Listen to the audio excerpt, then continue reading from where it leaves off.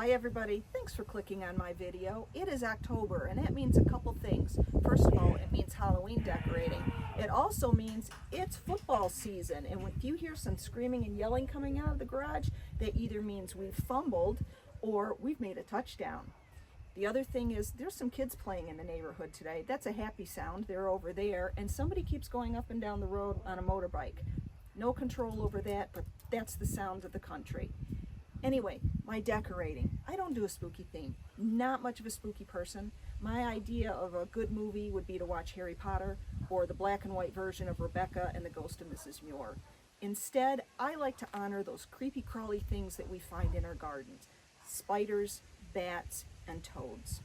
You're also going to notice that I use fake pumpkins. And there's a couple reasons for that. First of all, real pumpkins are heavy. And if you've ever tried to pick up a really heavy pumpkin that's frozen, or maybe it's only semi-frozen and you pick it up and it falls apart and it drips down disgusting pumpkin juice down your legs, that's why I chose to go with fake pumpkins. Yes, they are more expensive, and yes, I do have to store them all winter, but I have a garage that I can do that in. But it's much easier on my back, and I don't have to worry about being stinky from pumpkin juice. In this video, you're going to see how I decorated. I've also gone out and gathered a tree out in the woods and decorated that with berries from the dollar store. So if you want to see more in-depth on the tree decorating, there is a video on that. And then I also made some bats from stuff that I found at the dollar store as well, and there's a separate video on that. So I hope you'll enjoy this quick little tour and a behind-the-scenes look at how I decorated my house for Halloween. Thanks.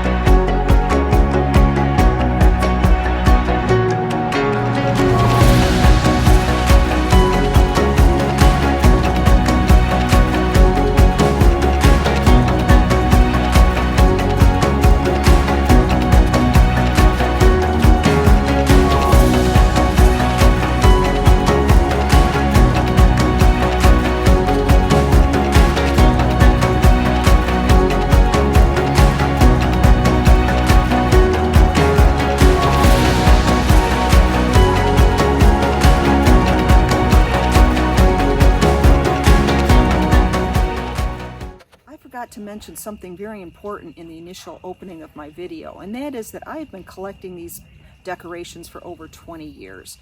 And I pick them up at garage sales, the Salvation Army, I pick them up along the side of the road, any place I can find them. So yes, I do have a lot of them, and yes, I do have to store them, but overall they really haven't cost me that much money throughout the years. So if you want to start collecting, you too can have a collection 20 years from now. But you know, a single pumpkin is just as beautiful as a single red rose in a vase. So you don't need a lot. Just do what works for you. Thanks for watching. Bye-bye.